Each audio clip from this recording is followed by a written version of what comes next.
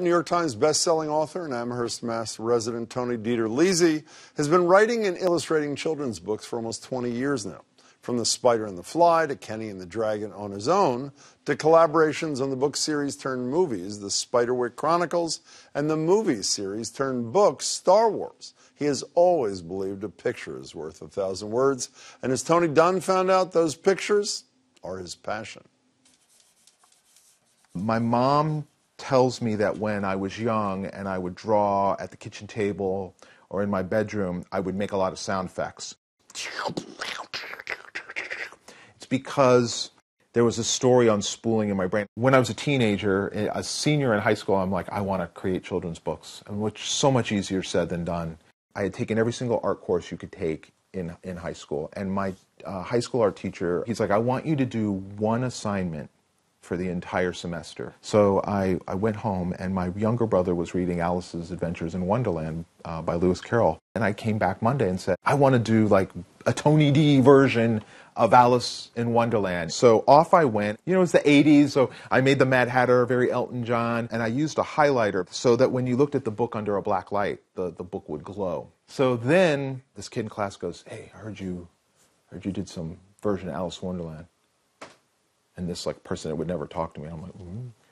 And can I see it? Hand him the book. Then I hand him the black light. And, you know, next thing you know, there's a crowd looking at this thing. And I got this incredible validation at such a critical juncture in my life.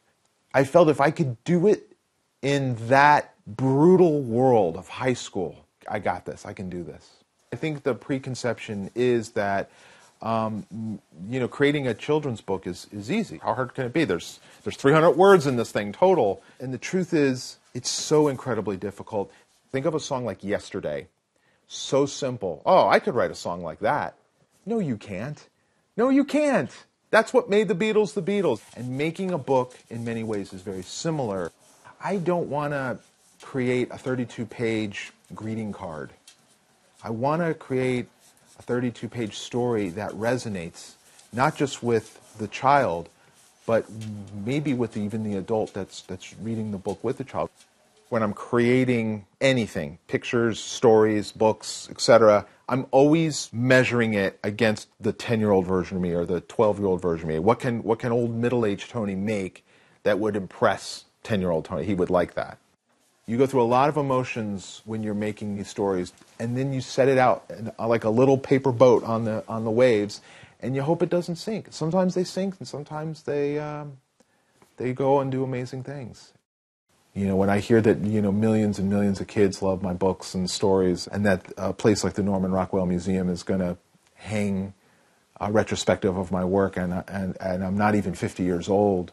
Yeah, we're way past the I wish one day, or I dream one day. And so you can't predict it. For me, I just do the best job I can, put as much love and honesty in the character and the stories that I'm telling, and hope for the best. You can find out more about Tony DiTerlizzi's work on his website, DiTerlizzi.com.